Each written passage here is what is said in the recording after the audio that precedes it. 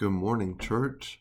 In our reading here today, we see that Jesus' declaration that he would sunder families, that he came not to bring peace, but the sword, is already coming and taking place. And we see that the truth of who Jesus is and the testimony of this blind man who was healed is already separating this Jewish community, that there is division among them, some saying he has a demon, others saying that he's a prophet.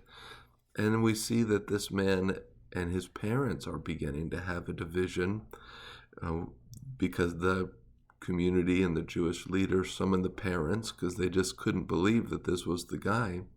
And he says, "We know this is our son and that he was born blind," his parents answered, "but we don't know how he now sees, and we don't know who opened his eyes. Ask him, he's of age, he will speak for himself." His parents said these things because they were afraid of the Jews, since the Jews had already agreed that if anyone confessed him as Messiah, he would be banned from the synagogue. This is why his parents said, "He's of age, ask him."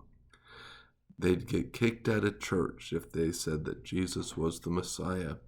And so he's being separated too from his faith community, coming to understand the truth of who Jesus was, and testifying to that truth is going to cost this man all of his precious relationships. And so it is true in the life of of Christians today that we have to make a choice of who we're going to love and who we're going to follow. Are we going to pursue Christ with everything that we have, or are we going to put some other relationship above that?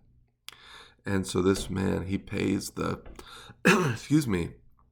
he pays the ultimate relational cost by saying, "No, I'm going to declare Jesus," whom to this point, he hasn't even seen him with his own eyes yet. He just heard his voice, followed his directions.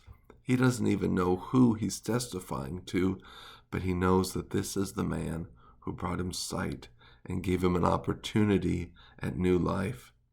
And so he defends Christ, and he stands up for him in the face of all this opposition. And this should give us hope, church, and that this should remind us that when we profess the fullness of who Jesus is, everyone would say, okay, maybe Jesus is a good man or a moral teacher. That's not divisive.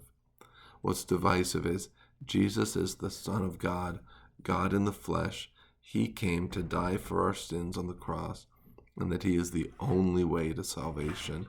That's the kind of thing that's going to make people angry and get us in trouble in our communities and in our personal relationships, to stand up for that truth.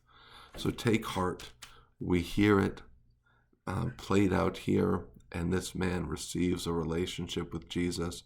We know that Jesus came and that division is to be expected because of people rejecting him, not being able to take in this truth.